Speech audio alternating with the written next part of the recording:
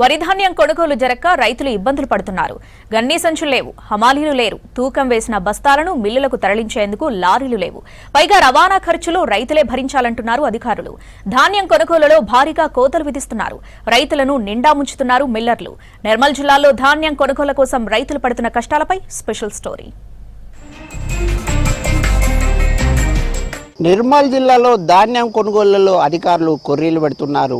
ధాన్యం కొనుగోలు చేయడం లేదు. కొనుగోలు చేసిన ధాన్యాన్ని తరలించడానికి లారీలు లేవు. కొనుగోలు చేస్తే దోపిడీ చేస్తున్నారని రైతులు ఆవేదన వ్యక్తం చేస్తున్నారు. ధాన్యం కొనుగోలు జరగక రైతులు ఎట్లాంటి ఇబ్బందులు పడుతున్నారు, ఏ విధమైన అవస్థలు పడుతున్నారు? నిర్మల్ జిల్లాలో ధాన్యం కొనుగోలు జరగక రైతులు పడుతున్న ఈ ఇబ్బందులపై V6 news special report. Nirmal జిల్లాలో రైతులు ఎక్కువగా వరి పంట సాగు చేస్తూ ఉంటారు. శ్రీరామ్ సాగర్, కడెం, సారంగపూర్, మామడ, దిలావర్పూర్, సోన్కుంటాల, లక్ష్మణ చాందా, లోకేశ్వరం, నర్సాపూర్, జి బాసర మండలాల్లో వరి ధాన్యం పంట చేతికి వచ్చింది. ఈసారి గతంలో ఎన్నడూ లేని దిగుబడులు సాధించారు. కొనుగోళ్ల కోసం ధాన్యాన్ని కేంద్రాలకు తరలించారు.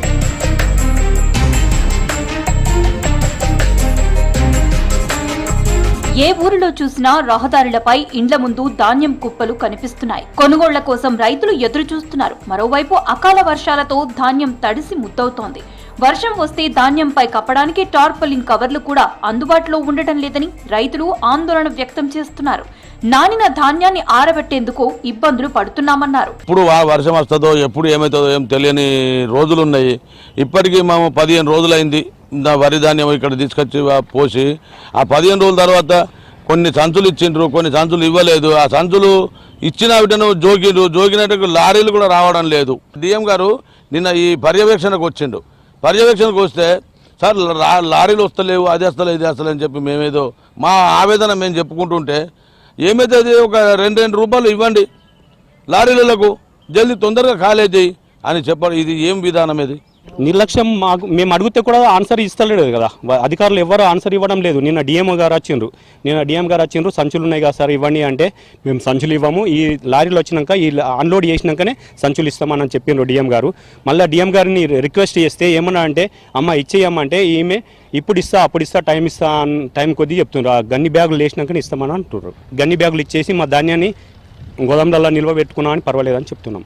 కొనుగోలులో తీవ్రమైన జాప్యం ఒకవైపు, మరోవైపు కొనుగోలు చేసిన ధాన్యంపై కోతలు కోస్తున్నారని మిల్లర్ల తీరుపై రైతులు మండిపడుతున్నారు. క్వింటాకు 4 నుంచి 5 కిలోల వరకు కోత పెడుతున్నారన్నారు.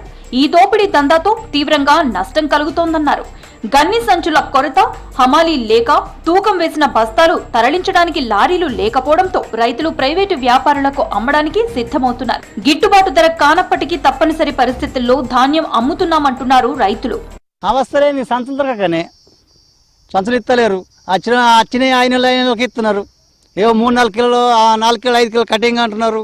ఇక అనుడు ఏమున్నది కానీ మరి 5 నెలలది మరి దించిన గింత అని చెప్తలేరు. బయట అంటే 1850 అట 2 కిలోల కటింగు, మళ్ళీ 102 రూపాయలు కటింగు. పొద్దుగాల వేసి వచ్చి తీసుడున్నది. పొద్దుగాల షాయి దాకా వచ్చినాము 7 గంటలకు. ఇవరకు ఇంటికి పోలేము. తాటిపత్ర తీసినాం, వేసినాం, నేర్పినాము. ఇప్పుడు ఇంటికి పోతామంటున్నాం. సంచులు ఇస్తాను లేరు. అయినా పెద్దోళ్ళకు లీరలు చేసిన వాళ్ళకే లారీలు పోయినాయి. మళ్ళీ లారీలకు సుఖ తీసుకున్నారు, రింపుకుంటున్నారు తెల్లందాకా తీసుకొని. మాకు ఇస్తాను లేరు. మేము ఈయన నిర్వాడు ఉన్నది ఇచ్చేటోళ్ళు సుఖ సంచులు. సర్కారు స్పందించి కొనుగోలు సమస్యను పరిష్కరించాలని రైతులు కోరుతున్నారు.